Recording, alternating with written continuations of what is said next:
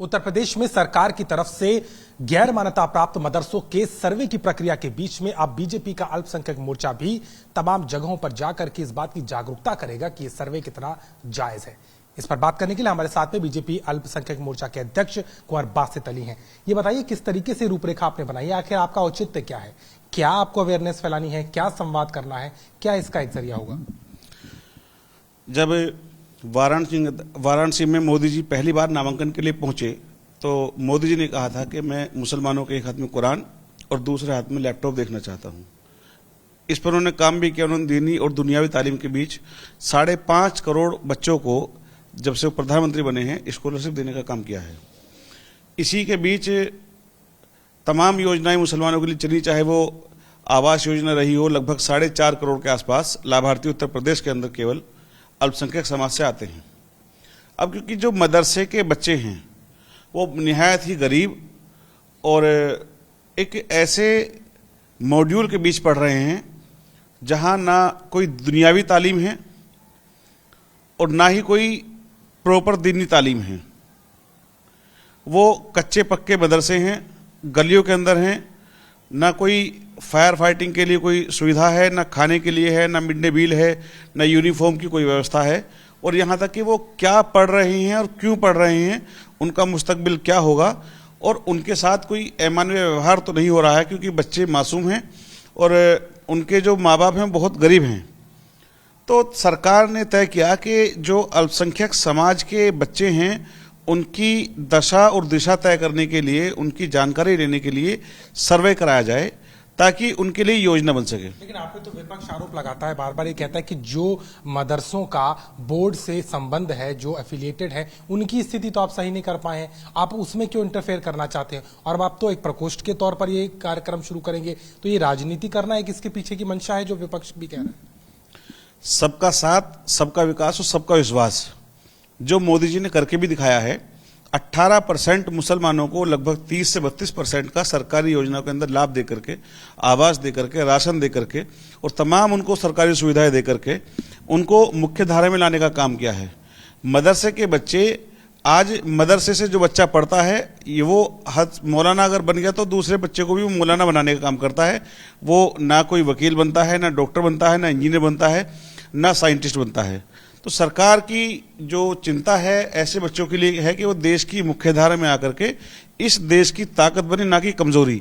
वहीं दूसरी ओर आप अगर गौर करेंगे इस पर ओवैसी हैं या सपा बसपा कांग्रेस है या मदनी हैं, क्योंकि टोटल जमीयत और दूसरे जो संगठन हैं वो इस तरह के मदरसों के चंदों पर ही पल रहे हैं और उनकी जो तमाम सुविधाएं उनको मिलती हैं वो एक उनका आय का जरिया क्या है वो बताने को तैयार नहीं। वो हेलीकॉप्टर में भी घूमते हैं, वो हवाई जहाज में उड़ते हैं, वो कार के बड़ी बड़ी कारों के काफिले के अंदर चलते हैं, बड़े बड़े कार्यक्रम करते हैं और तमाम देश के अंदर अराजकता फैलाने का काम वो लोग अपने इस फंड के जरिए करते हैं। सरकार ये भी जानना चाहती है कि इनको चलाने के लिए पैसा कहाँ से आता है और पैसा क्यों आता है। तो ये किसी भी सरकार को सुशासन में लाने के लिए, उनको ठीक से चलाने के लिए जानना जरूरी है कि बच्चे कहाँ पढ़ रहे हैं, क्या खा रहे हैं, क्या पहन रहे हैं, क्या और क्यों पढ़ रहे हैं। तो सरकार इसी को जान करके अगली योजना सरकार के इसी कदम पर विपक्ष और तमाम जिनका नाम आपने गिनाया है वो यही कह रहे हैं कि जब आप उन्हें फंड नहीं करते हैं तो आप कौन होते पूछने वाले कि उन्हें पैसा कहां से आ रहा है? चंदे से वो मदरसे चलते हैं, तो ऐसे में कहीं ना कहीं इंटरफेरेंस है, इस बात का आरोप आप पे लग रहा है। मैं इन ऐसे तमाम संगठनों से और पार्टियों से भी अनुरोध करूंगा कि जो बच्चे हैं उनके भविष्य को खराब ना करें, इसमें सरकार का सहयोग करें। सरकार की मंशा उनको एक अच्छा नागरिक बनाने के लिए, जिम्मेदार नागरिक बनाने के लिए तमाम कोशिशें हैं और सर्वे के बाद ही तय हो पाएगा कि इसके लिए योजना क्या बनानी चाहिए। उनको सरकार से आग्रह करना चाहिए, सरकार का साथ देना चाहिए कि हम भी इसमें आपके साथ हैं, क्योंकि जब तक कोई भी कमजोर कड़ी है, आज जो मदरसे के बच्चे हैं वो और स्कूलों की सुविधाओं के अनुसार अगर आप देखें तो उनको कोई सुविधा नहीं मिलती है, तो उनको चाहिए कि इनके कदम से कदम मिला करके एक अच्छे बच्चे की तरह एक उनका खाना किस तरह से है, उनके कोर्स क्या हैं, वो क्या बनेंगे, उनके भविष्य के लिए ज़रूरी है कि वो इस सर्वे में शामिल हों और सरकार के साथ कदम से कदम मिलाकर चले। मेरा ये आग्रह भी है और सरकार इसकी कर रही है। हम इसके लिए एक जागरूकता अभियान चला करके। सम्मेलन का प्रारूप क्या होगा, किन किन से आपका संवाद होगा, कहां से इसकी शुरुआत होगी और कहां तक इसको ले जाएंगे? हम अपने जो शीर्ष नेतृत्व है उनसे बात करके एक रूपरेखा बनाई है, उसकी बात करने के बाद इस पर काम करेंगे, क्योंकि लगातार इस तरह के संगठन, क्योंकि इनका तो चंदे का धंधा है और इस चंदे के धंधे में उनको भी पैसा मिलता है, उस पैसे से उनके सारे ऐशो आराम और सारी जो योजनाएं हैं बनती हैं और चलती हैं। तो सरकार चाहती है कि सबके जैसा उनका भी एक माहौल हो, बच्चे उसी तरह से एजुकेशन लें जिस तरह से और बच्चे लेते हैं। तो क्यों वो उनको सुविधाओं से महरूम रखना चाहते हैं, क्यों अपने छोटे से लालच के लिए इन बच्चों के भविष्य से खिलवाड़ करना चाहते हैं। मेरा ऐसा निवेदन है सभी लोगों से कि इसमें सहयोग करके और अल्पसंख्यक मोर्चा इसमें कार्यक्रम करके मौलानाओं को और मदरसे के जिम्मेदार लोगों को बताने का काम करेगा, सरकार की नीति और सरकार की मंशा बताने का काम करेगा।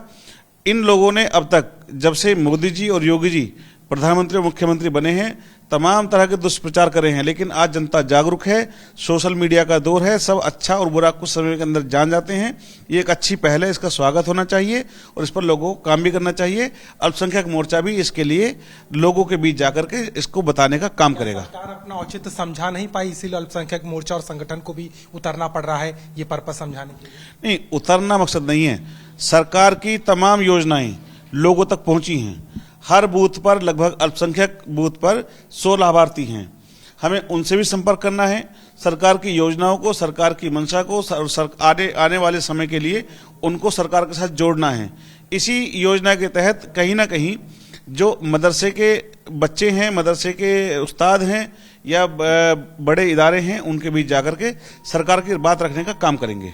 साफ तौर पर इस पूरे मामले में जहां एक तरफ विपक्ष ने सरकार पर सवाल खड़े किए हैं कि क्या इस सर्वे की आड़ में सरकार गैर मान्यता प्राप्त मदरसों पर कंट्रोल करना चाहती है, लेकिन वहीं दूसरी तरफ चाहे सरकार हो और अब संगठन पूरी तैयारी के साथ में इन मौलानाओं और धर्मगुरुओं के साथ में संवाद करके सर्वे की जागरूकता और इसकी नीयत को बताने की काम करने की तैयारी में है, जिसको लेकर के लगातार उत्तर प्रदेश में बवाल मचा हुआ है। लखनऊ से कैमरामैन संजय सिंह के साथ अभिषेक मिश्रा, आज तक।